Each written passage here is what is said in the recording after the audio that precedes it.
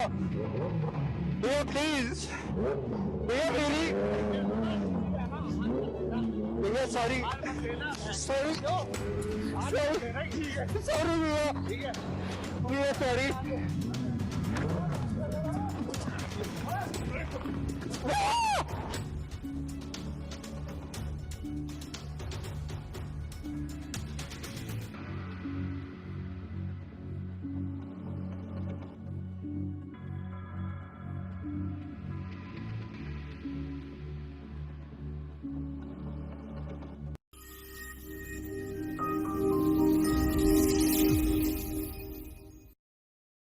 गुरुग्राम में काले रंग की स्कॉर्पियो सवार 4 बदमाशों की एक सरेआम गुंडागर्दी का वीडियो आज सोशल मीडिया पर वायरल है।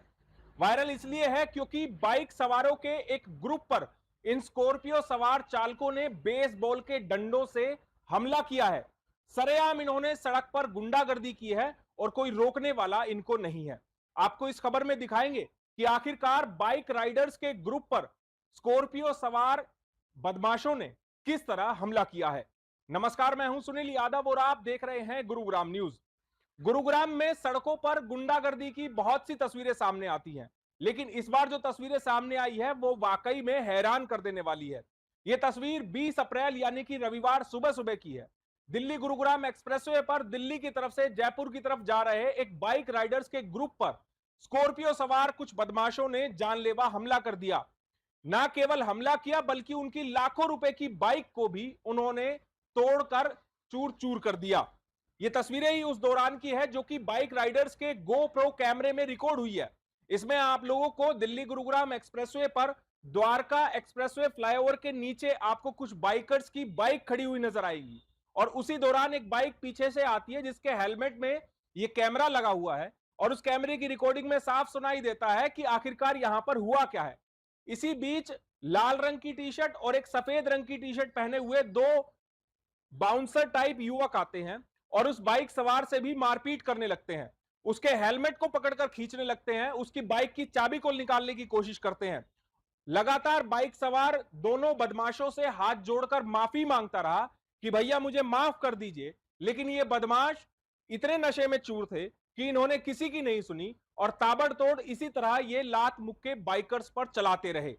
उसके बाद ये बाइक सवार किसी तरह अपनी जान बचाकर कुछ दूरी पर गया तो वहां पर पहुंचकर ये रुका है। उसने देखा पीछे इसके साथी बाइकर को इन बदमाशों ने पकड़ लिया है। उसकी 11 लाख रुपए की केटीएम बाइक को इन बदमाशों ने जमीन पर गिरा लिया और बेसबॉल के डंडों से उस बाइक को तोड़ना शुरू कर दिया।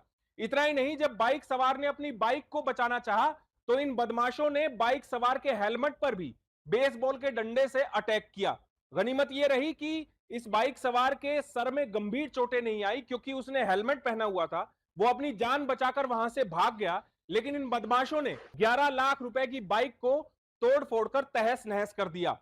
उसके बाद वहां पर मौजूद बाइकर्स ने इन बदमाशों की वीडियो बना ली। अपने मोबाइल कैमरों में इन बदमाशों की वीडियो बनाई गई। उसमें इनकी गाड़ी का नंबर भी दिखाई दे रहा है जो कि DL4CBE1750 है। काले रंग की ये स्कॉर्पियो के आधार पर इन बाइकर्स के ग्रुप ने इन बदमाशों की खुद भी पहचान कर ली। स्कॉर्पियो सवार बदमाशों ने जिस बाइकर की बाइक को तहस नहस किया वो गुरुग्राम में सॉफ्टवेयर डेवलपर है।